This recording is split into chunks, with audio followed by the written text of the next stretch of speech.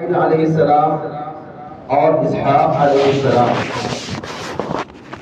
اسماعیل علیہ السلام کی نسل میں، ان کی ذریت میں اللہ رب العالمین نے کسی بھی نبی اور رسول کو نہیں بھیجا. صرف آخری نبی، ہمارے نبی، پوری دنیا کے نبی محمد رسول اللہ صلی اللہ علیہ وسلم ہی اسماعیل علیہ السلام کی نسل میں، اسماعیل علیہ السلام کی ذریت میں نبی بنائے گئے. جبکہ اسحاق علیہ السلام کی نسل میں بہت سارے انبیاء اور رسول بھیجے گئے. انہی انبیاء اور رسول میں سے ایک قوم ہے جس کو بنی اسرائیل کہا جاتا ہے. اسرائیل اصل میں یعقوب علیہ السلام کا نام ہے، اور بنی کے معنی اولاد، تو بنی اسرائیل کا مطلب ہے یعقوب علیہ السلام کی اولاد.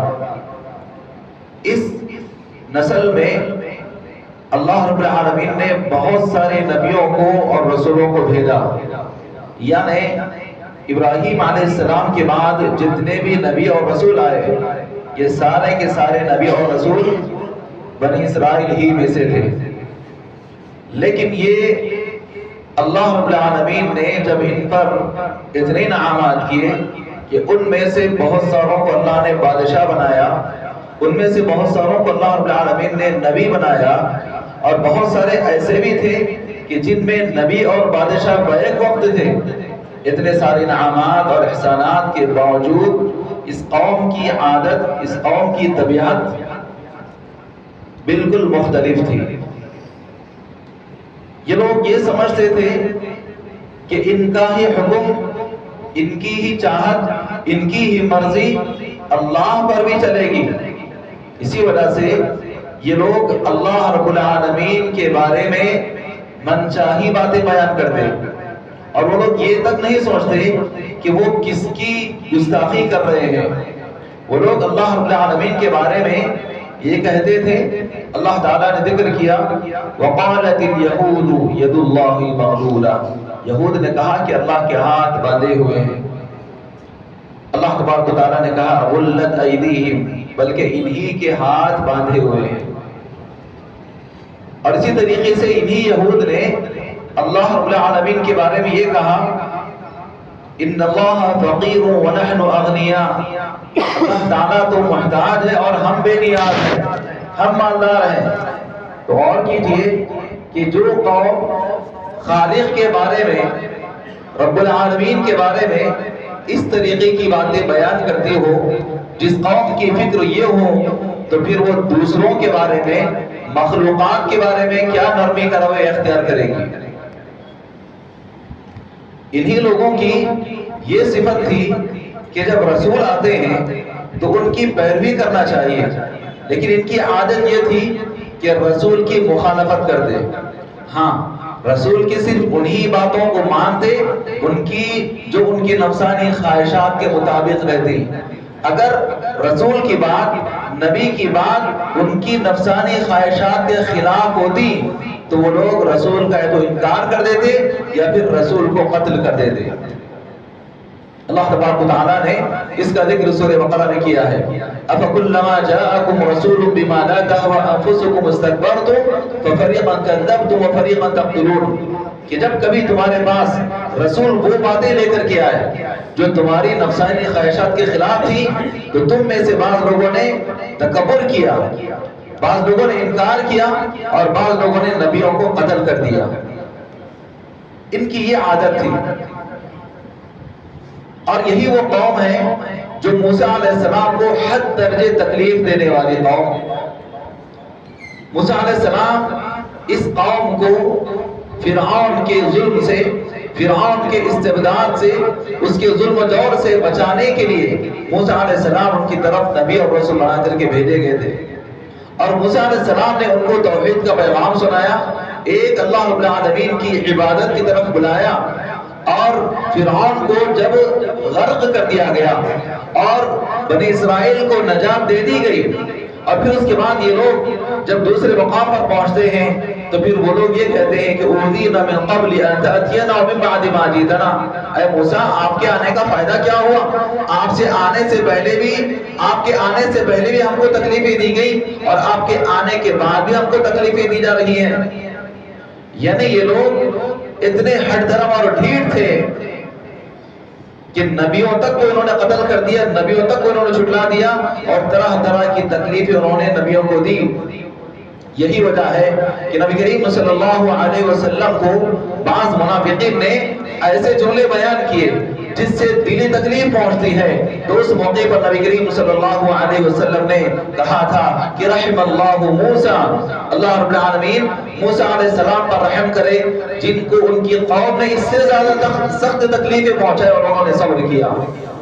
تو یہ بنی اسرائیل، یہ قوم یہود، یہ ایسی قوم ہے کہ جس تھالی میں کھاتی ہے اسی میں چھید کرتی ہے، اور ان کی اسی فطرت اور ان کی اسی طبیعت کی وجہ سے دنیا کی ساری قومیں ان کو کبھی اپنے سے قریب کرنا نہیں چاہتی ہیں۔ یہی وجہ ہے کہ جب یہ لوگ در در بھٹک رہے تھے اور ادھر ادھر پھر رہے تھے اور بھوک کے مارے تھے، سردی میں باہر بلک رہے تھے، جیسے کہ کتے کے جو بچے سردی میں بلکتے ہیں اور کیکی کی جو آوازیں نکالتے ہیں، اس پر رحم کھاتے ہوئے، ترس کھاتے ہوئے کوئی بھی انسان اس کو اپنے پاس مقام دے دیتا ہے۔ لیکن یہ ایسی قوم ہے کہ اتنا سخت در بدر بکھرتے رہنے کے بعد، بھٹکتے رہنے کے بعد کسی قوم نے ان کو اپنے پاس جگہ نہ دی، بلکہ ان کی اسی طبیعت کی وجہ سے ان کو لے جا کر فلسطین کا جو علاقہ ہے جہاں پر بازو کے علاقے میں ان کو بسایا گیا، اور اس کی وجہ یہی ہے کہ ان کی جو طبیعت ہے کہ جہاں پر یہ لوگ رہتے ہیں وہاں پر نقصان پہنچاتے ہیں۔ اللہ رب العالمین نے ان کی فطرت بیان کر دی ہے کہ قیامت تک جتنے بھی فسادات ہونے والے ہیں، دنیا بھر کے جتنے بھی فسادات ہیں، یہ سب یہی قوم یہود کی کارستانی ہے۔ اللہ رب العالمین نے سورہ بنی اسرائیل میں فرمایا وَقَضَيْنَا إِلَى بَنِي إِسْرَائِيلَ فِي الْكِتَابِ لَتُفْسِدُنَّ فِي الْأَرْضِ مَرَّتَيْنِ وَلَتَعْلُنَّ عُلُوًّا كَبِيرًا۔ ہم نے بنی اسرائیل کے بارے میں کتاب میں یہ لکھ دیا ہے کہ تم زمین میں 2 مرتبہ بڑا فساد کرو گے اور بہت ہی بڑی سرکشی تم کرو گے۔ اور پھر اللہ رب العالمین نے اسی سورہ بنی اسرائیل کے آخر میں یہ بھی بات بیان فرما دی ہے کہ جب فَإِذَا جَاءَ وَعْدُ الْآخِرَةِ جِئْنَا بِكُمْ لَفِيفًا، جب آخرت کا وعدہ پورا ہوگا یا قریب آ جائے گا آخرت کا وعدہ، تو ہم تم سب کو سمیٹ کر کے قریب لا کر کے رکھ دیں گے۔ اور آج کی جو حالات ہے وہ یہی ہے، یہ قوم اپنی تباہی کے بالکل قریب ہے، یہ قوم اپنی تباہی کے بالکل قریب ہے۔ اور آپ کو معلوم ہونا چاہیے کہ ہم مسلمانوں سے زیادہ ان کو قرآن کی تعلیمات کی صداقت پر یقین ہے۔ ہم مسلمانوں سے زیادہ اس قوم یہود کو نبی کریم صلی اللہ علیہ وسلم کی تعلیمات پر، آپ کی پیشن گوئی پر یقین ہے۔ یہی وجہ ہے کہ یہ لوگ ان تمام تعلیمات کو دیکھ کر کے کہ جس میں قرآن کریم میں بیان کیا گیا کہ قوم یہود کا خاتمہ کیسے ہوگا، بنی اسرائیل کے بارے میں قیامت سے پہلے کیا کیا ہوگا، یہ تمام باتوں کو وہ لوگ جانتے ہوئے اپنے ڈیفنس کے لیے اور اپنے آپ کو باقی رکھنے کے لیے جو تدابیر اختیار کرنا ہے وہ لوگ کر رہے ہیں۔ اور ہم مسلمانوں کے پاس کیا ہے؟ ہم مسلمان قوم کبھی بھی نہ طاقت کے بل بوتے پر نہ کثرت کے بل بوتے پر جنگ جیتی ہے، بلکہ مسلمان قوم ہمیشہ صحیح ایمان اور عقیدے کی وجہ سے اللہ رب العالمین کی مدد کی بنیاد پر جنگ جیتے ہیں۔ یہ آپ ہمیشہ اپنے ذہنوں میں یہ بات تازہ رکھیں۔ بہت سارے لوگ یہ کہتے ہیں کہ ہم کثرت میں ہو جائیں گے، ان کو اگر ہم تھوک بھی دیں تو بنی اسرائیل پورے ختم ہو جائیں گے، اگر ہمارے پاس جو آئٹمی ہتھیار ہیں ہم اس کو استعمال کریں تو بنی اسرائیل ختم ہو جائیں گے۔ یہ ہونے والا نہیں ہے۔ اللہ رب العالمین نے اس قوم کے بارے میں فرمایا کہ ایمان والوں کے، موحدین کے، توحید والوں کے سب سے بڑے دشمن اور سب سے سخت ترین دشمن قوم یہود ہے اور مشرکین ہے۔ یہ میری بات نہیں ہے، کسی عالم، کسی مفتی اور کسی ملا کی بات نہیں ہے، بلکہ یہ اللہ کا فرمان ہے۔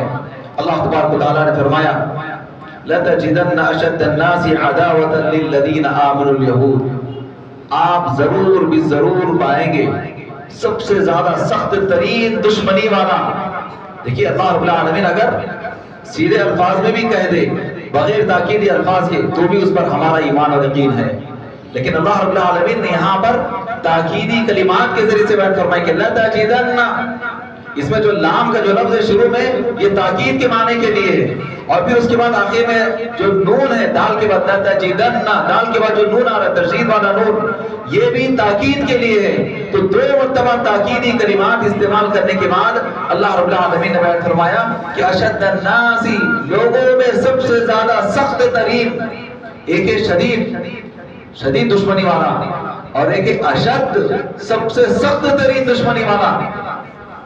تو سب سے سخت ترین دشمنی والا لوگوں میں سے کون ہے؟ عداوۃ للذین آمنوا الیہود، ان لوگوں کا جو ایمان والے ہیں۔ کون دشمن ہے؟ الیہود، قوم یہود ہے۔ کیا آپ کو اس بات پر یقین ہے کہ آپ یہ بات جانتے ہیں؟ ہم میں سے کچھ لوگ یہ بات جانتے ہیں لیکن اکثر مسلمان یہ بات نہیں جانتے۔ یہی وجہ ہے کہ ان کو جو تعلیمات قرآن کی دی گئی ہیں، ان کو جو تعلیمات رسول اکرم صلی اللہ علیہ وسلم کی دی گئی ہیں، یہ اس پر عمل نہیں کرتے ہیں، بلکہ یہ لوگ ان کی تعلیمات پر عمل کرتے ہیں، ان کے نقش قدم پر عمل کرتے ہیں، ان کے طور طریقے کو اپناتے ہیں جو یہود کا ہے۔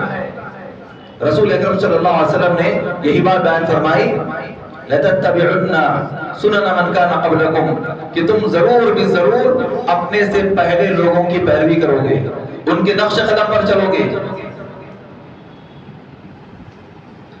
حَتَّى لَوْ دَخَلُوا جُحْرَ رَبٍّ لَدَخَلْتُمُوهُ، بانش قدم بقدم تو ان کے نقش قدم پر چلو گے، یہاں تک کہ اگر وہ کسی قبر کھودنے والے جانور کی طرح قبر میں گھس جائے تو تم بھی وہاں پر گھس جاؤ گے۔ اور آپ دیکھ لیجئے کہ مسلمانوں کی اکثریت الا ماشاء اللہ، چاہے وہ فلسطین کے علاقے کے مسلمان ہوں یا عراق کے علاقے کے مسلمان ہوں یا لبنان کے علاقے کے مسلمان ہوں یا پھر اردن کے علاقے کے مسلمان ہوں یا پھر ملک شام کے مسلمان ہوں یا ہندوستان کے اندر رہنے والے کچھ دیگر مسلمان ہوں، جہاں پر بھی آپ دیکھیں گے ان میں سے اکثریت یہود کے نقش قدم پر چل رہی ہے۔ اسلام میں توحید کا حکم ہے، توحید کو آج کتنے لوگ اپنائے ہوئے ہیں؟ تصوف یہ اسلام میں ہے ہی نہیں، لیکن وہ لایا گیا۔ جیسے کہ یہود کے اندر ایک اللہ کی عبادت کا حکم تھا، لیکن انہوں نے کیا کیا؟ اس کو بدل کر کے عزیر علیہ السلام کے بارے میں عقیدہ رکھنے لگے کہ ابن اللہ، اللہ کے بیٹے ہیں، یعنی شرک ان کے اندر آ گیا۔ وہی شرک آج کلمہ گو بہت سارے مسلمانوں کے اندر ہے، کلمہ پڑھنے والے لوگوں کے اندر ہے، شرک پایا جاتا ہے۔ اور اسی طریقے سے شریعت کی مخالفت کرنے سے اسلام کے اندر رکنے کا حکم دیا گیا، لیکن قوم یہود کی عادت تھی کہ حیلے بہانے اختیار کرتے ہوئے اس کو وہ جائز قرار دے لیتے تھے۔ جیسے کہ قوم یہود کو مچھلی پکڑنے سے روکا گیا، لیکن انہوں نے کیا بہانے کیے؟ ایک دن پہلے جا کر کے نالے اور کچھ باندھ وغیرہ بنا لیے اور اس کے اندر مچھلی وغیرہ آ کر کے پھنس جاتی، پھر وہ دن گزرنے کے بعد میں جا کر کے وہ مچھلیوں کو پکڑ لیتے اور پھر کہتے کہ ہم نے نافرمانی نہیں کی۔ تو بالکل آج وہی حال ہے مسلمانوں کا، سود حرام کر دیا گیا۔ آج مسلمانوں میں سے بہت سارے لوگوں کی کاروبار سود پر چل رہے ہیں، ان کا پورا کاروبار اسی پر ٹکا ہوا ہے، اور پھر اس کو نام دے رہے ہیں اسلامک بینکنگ کا نام دے رہے ہیں، اس کو نام دے رہے ہیں چٹ فنڈ کا نام دے رہے ہیں۔ تو جو طریقے عقیدے کے اندر ان کے اندر تھے وہی عقیدے آج مسلمانوں کے اندر ہے۔ اس قوم کے اندر جب کسی نیک آدمی کا انتقال ہو جاتا تو وہ لوگ اس کی قبر کو سجدہ بنا لیتے، وہاں پر سجدے کرتے، نبیوں کی قبروں کو سجدہ کرنا شروع کیا۔ آج مسلمانوں میں نبیوں کی قبر تو نہیں ہے، لیکن دوسرے لوگ جن کو یہ لوگ اپنی طرف سے اولیاء اللہ کا نام دے لیے، اور حقیقت میں اللہ ہی جانتا ہے کہ وہ اولیاء اللہ ہے بھی کہ نہیں، کیونکہ دل کی بات، ایمان کی بات، تقوی کی بات جاننے والا اللہ تعالیٰ ہے۔ اپنی طرف سے بہت ساروں کو اولیاء اللہ قرار دے لیے اور پھر ان کی قبروں کے پاس سجدے ہو رہے ہیں۔ وہ لوگ قوم یہود نبیوں کی قبروں کے پاس طواف کرنے لگے، آج مسلمان قبروں کے پاس طواف کرنے لگے ہیں۔ وہ لوگ اپنی پیشانی کو قبروں کے پاس جھکاتے ہیں، مسلمان کلمہ پڑھنے والے لوگ قبروں کے پاس جا کر کے اپنی پیشانی کو جھکا رہے ہیں، اور پھر اس میں اور مشکل کی بات مستضاد یہ کہ بہت سارے ایسے علماء سو بھی ہیں جو یہ کہتے ہیں کہ ہم یہ سجدہ نہیں کر رہے ہیں، ہم تو ادب اور احترام سے ان کے ہاتھ پیر چوم رہے ہیں. نعوذ باللہ، شرک خود کر رہے ہیں، شرک کو جواز فراہم کر رہے ہیں. تو پھر جب ایسی حالت ہو اللہ کی مدد کیسے آئے گی؟ اللہ رب العالمین نے اسی لیے فرما دیا کہ تم سب سے زیادہ سخت ترین دشمن اپنا یہود کو پاؤ گے، اور یہ نبی کریم صلی اللہ علیہ وسلم سے لے کر آج تک یہی حالت اور قیامت تک بھی ہوگا. لیکن اے مسلمانوں، ہمارے لیے اللہ کی جانب سے یہ خوشخبری ہے، اور نبی کریم صلی اللہ علیہ وسلم کی یہ پیشن گوئیاں ہے. کیا ہے؟ الاسلام یعلو ولا یعلا. دنیا کی ساری قومیں ایک طرف ہو جائیں گی، موحدین توحید والے لوگ ایک طرف رہیں گے، اور اسلام ہی غالب آ کر کے رہے گا. اور قیامت سے پہلے ایسا بھی وقت آئے گا کہ ان یہودیوں کو چن چن کر کے مارا جائے گا، اور وہ چھپنے کے لیے جگہ ڈھونڈیں گے، لیکن ان کو جگہ نہیں ملے گی، ان کو جگہ نہیں ملے گی. صرف ایک درخت ہے جو ان کو بچائے گا، یا کہ اس درخت کے پیچھے چھپنے پر وہ درخت نہیں بتائے گا کہ اس کے پیچھے یہودی چھپا ہوا ہے، اور وہ ہے غرقد کا درخت. اور آج اسرائیل کے اندر وہی درخت کو جو زیادہ بویا جا رہا ہے، اس کو پروان چڑھایا جا رہا ہے. یہ تمام باتیں دیکھیے، غرقد کا درخت ان کو چھپائے گا، یہ بات یہودی جانتے ہیں اور وہ درخت لگا رہے ہیں. مسلمان کو معلوم ہی نہیں. غرقد بولے تو کیا مول صاحب آ کے پوچھتے ہیں قیامت سے پہلے کے حالات کیا ہے، معلوم نہیں ہے. اور پھر اس میں کیا کیا باتوں کی ہم وضاحت کریں. یہ صوفی لوگوں نے تو دین کو بگاڑ کر کے رکھ دیا ہے، اور مسلمانوں کے بڑے بڑے پوسٹوں پر اور بڑے بڑے عہدوں پر بیٹھے ہوئے ہیں. انہی صوفیوں میں سے ایک صوفی یہ کہہ رہے ہیں، پیر نقشبندی، کہ سورہ کہف 15ویں پارے میں، تو یہ 15ویں صدی چل رہی ہے. 15ویں صدی گویا امام مہدی آنے کا زمانہ ہے. دیکھیں کہاں کی بات کہاں جوڑ رہے ہیں. گھٹنے پہ مارے تو آنکھ پھوٹے، کوئی دلیل نہیں، کوئی عطا پتہ نہیں، کوئی سرا نہیں، کہاں کی بات کہاں جوڑ رہے ہیں. اسی طریقے سے ایک اور صوفی یہ کہہ رہے ہیں کہ یہ حالات یہ بتا رہے ہیں کہ امام مہدی آ چکے ہیں. خلاص اب یہ باتیں سننے کے بعد، اور کچھ عقل پرست لوگ بھی ہیں، کچھ عقل پرست لوگ بھی ہیں جو اس طریقے کی باتیں بیان کر دی کہ ایسا ہوگا، گریٹر اسرائیل بنے گا، وہ ہوگا، یہ ہوگا. اب اس کے بعد سارے لوگ کہہ رہے ہیں اللہ پر رحم کرے. کیا باتیں بولے، صحیح بولے، آج سب کچھ ہو رہا ہے، سب کچھ ہو رہا ہے. بھائی انہوں کیا بولے؟ نبی کریم صلی اللہ علیہ وسلم کی جو احادیث ہیں وہ سب سے بہتر انداز میں سمجھنے والے کون؟ صحابہ کرام. صحابہ کرام اس حدیث کا معنی اور مفہوم تابعین کو بتلایا. تابعین نے وہ حدیث بیان کرتے ہوئے، محدثین جو اپنی اپنی کتابوں میں حدیثوں کو لکھے ہیں، تابعین سے حدیثیں سن کر کے، تبع تابعین سے حدیثیں سن کر کے اس کا مفہوم بھی انہوں نے لکھ لیا. کسی بھی حدیث کے بارے میں اس کی تعیین کے ساتھ کسی بھی محدث نے زمانہ اور وقت نہیں لکھا ہے. حدیث کی تمام کتابیں آپ اٹھا کر کے دیکھ لیں، محدثین کا یہ منہج اور طریقہ رہا ہے کہ وہ کسی بھی حدیث کے بارے میں تعیین کے ساتھ زمانہ نہیں بیان کیے کہ یہ زمانے میں اتنی صدی میں ایسا ہوگا، اتنا ایسا ہوگا. حالانکہ پیشن گویا ہے جو ہو بہو صادق ہوں گی، پوری ہو کر کے رہیں گی. محدثین کا طریقہ اس لیے کہ وہ حدیث کو سمجھے، لیکن بعد کے لوگ حدیث کے الفاظ الگ نکال لیے، اس کے بعد پھر اپنے حساب سے بیان کرنے لگے، اور بولنے کا انداز الگ ہے. عین قاف تھوڑا زور سے بول دیے، شین اچھے انداز میں بول دیے، اور آنکھیں بڑی بڑی کھول کر کے بول دیے، اور پیچھے سے بیک گراؤنڈ میں جو ہے الگ الگ انسٹرومنٹس وغیرہ آ گئے، ایکو وغیرہ لگا دیے، تھوڑا سا رونے والی آواز لگا دی، ایموشن والی آواز لگا دی. ہمارے لوگ واہ کیا بول رہے ہیں بھائی، زبردست عالم ہے. ان کی ان منگت تفسیر کے خلاف آپ اگر کچھ بولیں، یہ کل کا چھوکرا آج کی بات بیان کر رہا ہے. نعوذ باللہ. حدیث کے بارے میں، قرآن کی آیات کے بارے میں وہ تفسیر بیان کریں جو اللہ نے بیان کی ہے، رسول اکرم صلی اللہ علیہ وسلم نے بیان فرمائی. تو محدثین میں سے کسی بھی محدث نے امام مہدی کے زمانے کے بارے میں تعین نہیں کی کہ کون سے زمانے میں آئیں گے، کون سے زمانے میں آئیں گے. الگ الگ یوٹیوبر سے سوشل میڈیا پر اپنے ویورز بڑھانے کے لیے اس کو بالکل فکس کر کے بتلا رہے ہیں، یہ آگے آگے قریب آگے. لہذا ایسے جو فتنہ گر لوگ ہیں ان سے آپ بچیں. ان سے بھی یقیناً بہت ساری مشکلات ہیں. جب یہ صوفی لوگ اس طریقے کی باتیں بیان کرتے ہیں، جو سننے والے جن کو صحیح حدیث کا پتہ نہیں ہے یا حدیث کا صحیح مفہوم نہیں معلوم ہے، یہ لوگ کیا کرتے ہیں؟ قنوطیت کا شکار ہو جاتے ہیں. قنوطیت کا مطلب کیا ہے؟ ایک دم مایوس ہو جاتے ہیں کہ بھائی اب ہمارے پاس کچھ بھی نہیں، بس انہوں آئے تو چھوڑا، انہوں آئے یعنی امام مہدی آئے تو ہی ہماری مدد ہوگی، نہیں تو نہیں ہوگی. یہ سوچ کر کے بس انتظار میں. کچھ لوگوں کے پاس آئے بھی چلے بھی گئے، کچھ لوگوں کے پاس امام مہدی بھی ہے اور وہ غلط طریقہ بھی چل رہا ہے، گروپ بھی چل رہا ہے. تو یہ ساری غلط فہمی کس وجہ سے؟ صحیح حدیث کو غلط انداز میں پیش کرنے کی وجہ سے غلط فہمی آئے. تو یہ سب غلط باتیں ہیں، ان سے بچیے.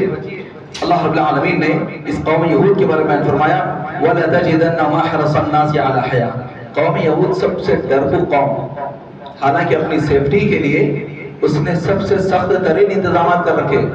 ان کے کہنے کے مطابق وہ سخت ترین انتظامات کیا ہے ان کو معلوم، اللہ تبارک و تعالیٰ بہتر جانتا ہے. لیکن انہوں نے یہ بات مشہور کر دی ہے سوشل میڈیا کے ذریعے سے کہ وہ اپنی سیفٹی کے لیے سب سے سخت ترین انتظامات کر لیے ہیں ان کے کہنے کے مطابق. لیکن اتنا سب کچھ ہونے کے باوجود بھی موت سے سب سے زیادہ ڈرنے والے قوم یہود ہے. ان میں کا ہر شخص یہ چاہتا ہے یود احدهم لو يعمر 1000 سنہ، ان میں کا ہر شخص یہ چاہتا ہے کہ 1000 سال اس کو عمر دے دی جائے. اللہ تعالیٰ نے فرمایا کہ وما هو بمزحزحه من العذاب ان يعمر.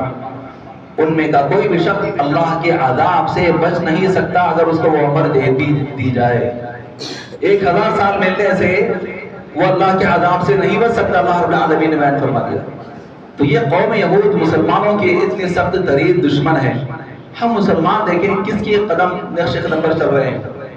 نبی کریم صلی اللہ علیہ وسلم نے جو بیان فرمایا وہ بالکل صحیح ہو رہی ہے کہ مسلمان یہود کے نقش قدم پر چلیں گے.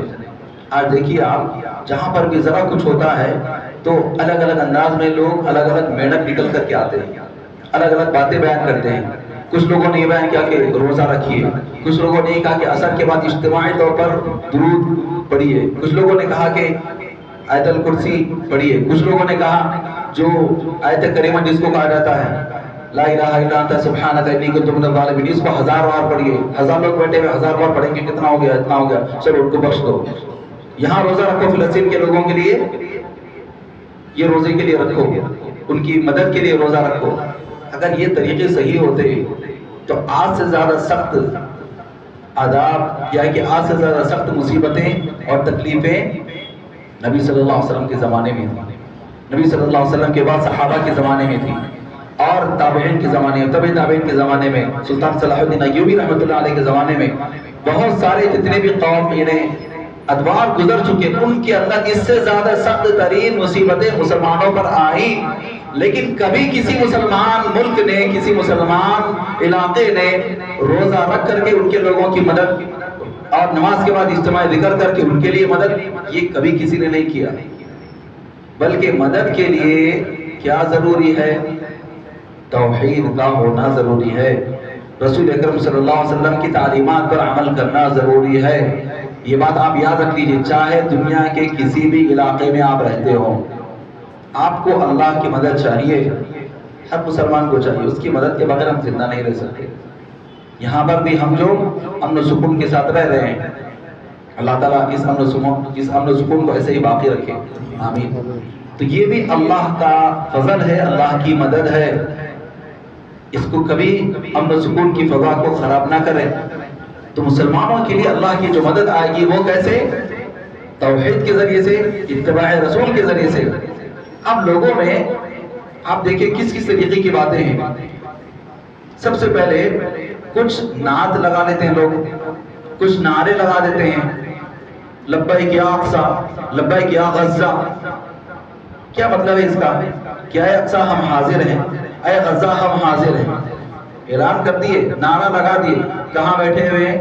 صرف وہ میڈیا کے سامنے آنے کے لیے، وہ کیمرے والے کے سامنے آنے کے لیے بینرز وغیرہ بنا لیے، لگا رہے، ختم.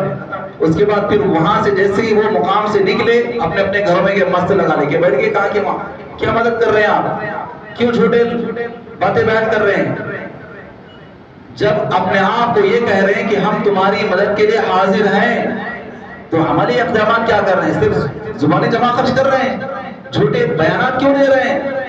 اور اسی طریقے سے لوگوں کے اندر ابھی کچھ دنوں سے بہت زیادہ یہ نعتیں مشہور ہو رہی ہیں، ان میں سے، اور یہ بات سب لوگوں کو پہنچا دیجیے، ایک نعت جو چل رہی ہے بہت زیادہ، سلام یا مہدی، سلام یا مہدی، ایسے نام سے، اور پھر اس کے بعد اس کو ٹیگ دیا جا رہا ہے کہ فلسطینی مسلمان امام مہدی کے منتظر ہیں، اور یہ ایک ایسی آواز میں ہے کہ اس پوری نظم کے اندر صرف یہ اشعار تھوڑا سا ایموشنل والے ہیں، باقی کے اتنا کچھ خاص نہیں ہے، آواز بھی اتنی کچھ خاص نہیں ہے، لیکن یہاں پر آنے کے بعد کچھ الگ سے میوزک لگا دیے اور وہ آواز الگ ہے، اور سامنے روتے ہوئے بچے کو بتا رہے ہیں جو اپنے پیشانی پر پٹی باندھا ہوا ہے، کچھ بچے کو بتایا جا رہا ہے، پھر اس کے بعد سلام یا مہدی، سلام یا مہدی کر رہے ہیں۔ آپ کو معلوم ہے کہ یہ نظم کس نے لکھی ہے؟ جو آج سے تقریباً 1 سال پہلے لبنان کے رافضی نے لکھی ہے، اور اس نے یہ نظم پڑھنے کے بعد اس کو اپلوڈ کیا، اس میں سے چھوٹا سا ایک کلپ لے کر کے لوگ مشہور کر رہے ہیں کہ دیکھو فلسطین کے لوگ، یہ فلسطین کے نہیں ہیں بلکہ یہ رافضی ہیں، اور رافضی اس پوری نظم کے اندر کچھ تصویریں بھی بتا رہے ہیں۔ کس کی تصویر؟ رافضی لوگوں کے پاس مہدی کون ہے؟ ان کے عقیدے کے مطابق جب امام مہدی آئیں گے تو یہ لوگ مکہ پر، مدینہ پر قبضہ کریں گے، اور نبی کریم صلی اللہ علیہ وسلم کی قبر کے بازو میں ابو بکر رضی اللہ عنہ، عمر رضی اللہ عنہ، جن کی جو قبریں ہیں اس کو وہ توڑیں گے، نعوذ باللہ، اور پھر ان کو سخت سزائیں دیں گے۔ یہ عقیدہ رکھنے والے لوگ، اور ہمارے لوگ سمجھ رہے ہیں کہ مہدی کے منتظر ہے۔ وہ جو باتیں ہیں وہ بالکل الگ ہے۔ نبی کریم صلی اللہ علیہ وسلم نے جس امام مہدی کے بارے میں ذکر کیا وہ کب آئیں گے یہ اللہ ہی بہتر جانتا ہے، اور وہ صحیح ایمان و عقیدے والے ہوں گے، ان رافضیوں کے جیسے مجوس سے ملے ہوئے نہیں ہوں گے۔ تو یہ جو چل رہا ہے کہ سلام یا مہدی، سلام یا مہدی کے نام، یعنی ان الفاظ میں جو نعت چل رہی ہے یہ رافضیوں کی ہے۔ آپ اللہ کے لیے ہرگز اس طریقے کی باتوں کو آگے شیئر نہ کریں۔ اور پھر اسی طریقے سے ایک اور نظم چلتی ہے، اور بہت سارے لوگ اپنے اسٹیٹس وغیرہ پر رکھ لیتے ہیں، وہ کیا ہے؟ والخد حسینی ومجاہد مثل القاسم، یہ الفاظ اب پوری الفاظ میں یاد نہیں کیا ہوں میں، اس لیے کہ یہ غلط ہے، اس لیے میں یاد نہیں کر، صرف اشارتاً یہ بتلا رہا ہوں میں۔ یہ الفاظ ومجاہد مثل القاسم، قاسم کے جیسا میں جہاد کروں گا۔ کون قاسم ہے یہ جانتے ہیں آپ؟ قاسم سلیمانی، جو ہزاروں ملک شام کے بچوں کا قاتل ہے، لاکھوں مسلمان بچوں کا قاتل ہے، سلیمان قاسمی۔ تو اس کے بارے میں قاسم سلیمانی یہ یہودی، یہ رافضی ہزاروں ملک شام کے بچوں کا قاتل ہے، اور اس کو لوگ ہمارے سمجھ نہیں کر رہے، کیا اب اس کو لوگ جو لگا رہے ہیں، سن رہے ہیں، تو یہ بھی غلط ہے، یہ بھی غلط ہے۔ اور اسی طریقے سے کچھ جذبات میں آ گئے، کبھی کچھ ایسے ویڈیوز بتاتے ہیں کہ جس کے اندر فلسطین کے بچے یا کسی اور علاقے کا کوئی بھی مسلمان، اب وہ مسلمان ہے بھی یا ان کی جانب سے وہاں پر کھڑا کیا گیا، یہ اللہ بہتر جانتا ہے، اب وہ اگر یہود کے جھنڈے کو لے کر کے بھاگ لیتا ہے یا اس کو کھندر دیتا ہے، اب اس کے بعد پھر وہ ایک نظم لگا دیتے ہیں، کیا؟ انا دم فلسطینی، انا دم فلسطینی، ناچ رہے ہیں، مسجد اقصی کے پاس ڈانس کر رہے ہیں۔ یہ حالات جب ہمارے ہوں نعتوں کے ذریعے سے یا میوزک کے ذریعے سے، کیا اللہ کی مدد آئے گی؟ کیا اللہ کی مدد آئے گی؟ اور پھر اسی طریقے سے بہت سارے لوگ جلوس وغیرہ بھی نکالتے ہیں، اور اجتماعی دعا وغیرہ عیدگاہوں میں جا کر کے کر رہے ہیں، خواتین کر رہی ہیں۔ خواتین کو کس نے کہا یہ سب کرنے کے لیے؟ کیا اسلام میں اس کی اجازت ہے؟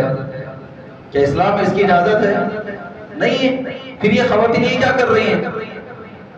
تو ہمارا کوئی طرز عمل ہے نہیں، ہم جو ہم کو اچھا لگ رہا کر رہے ہیں، اور نام دے رہے ہیں اسلام کا۔ کہاں سے اللہ کی مدد آئے گی؟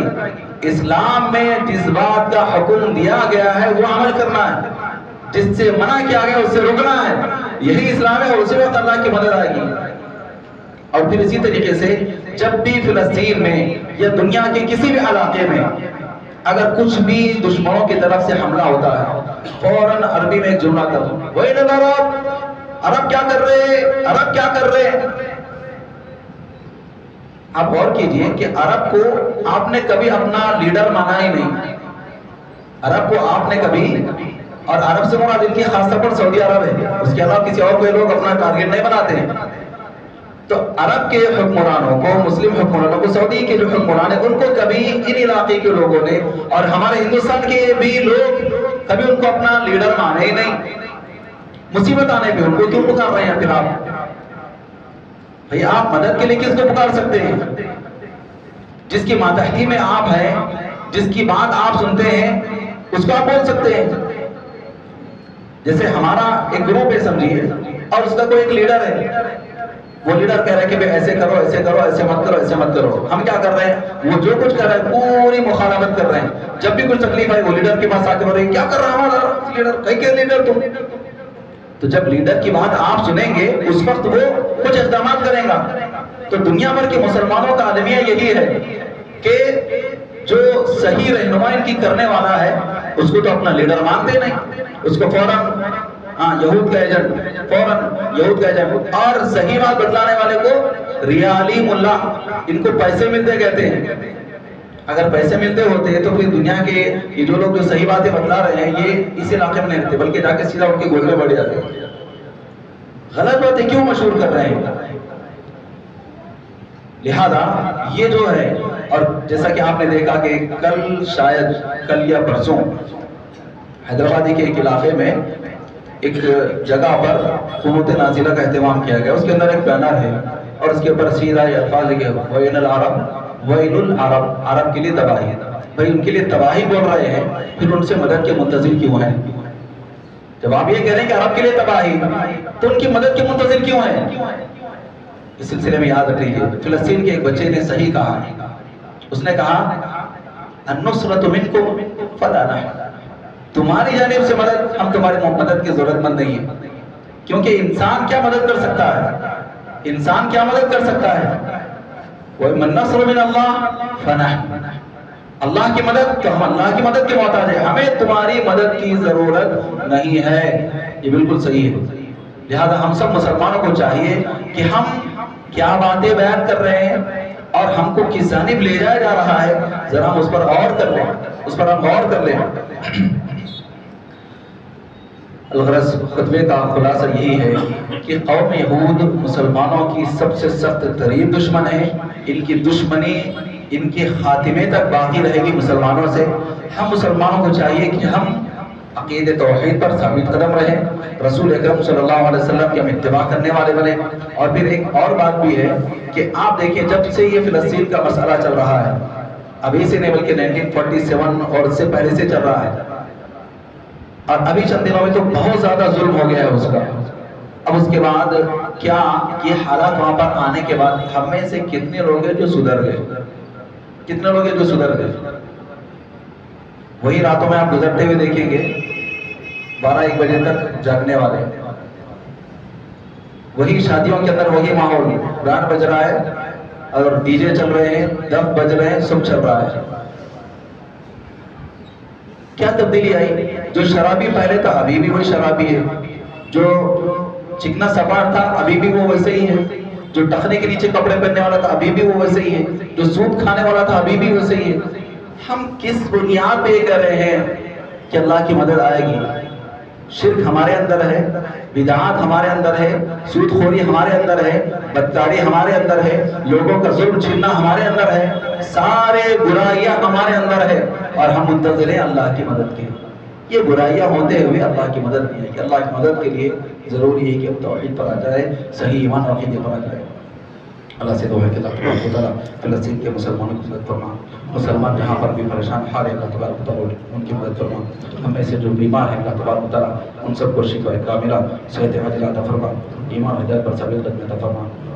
اللہ تبارک و تعالیٰ جن کا توحید پر انتقال ہو چکا ہے اپنے فضل و کرم سے ان کی مغفرت فرما دے، انہیں جنت الفردوس میں جگہ نصیب فرما۔ اللہ تبارک و تعالیٰ جب تک ہمیں دنیا میں رکھ ایمان اسلام کی حالت میں زندہ رکھ۔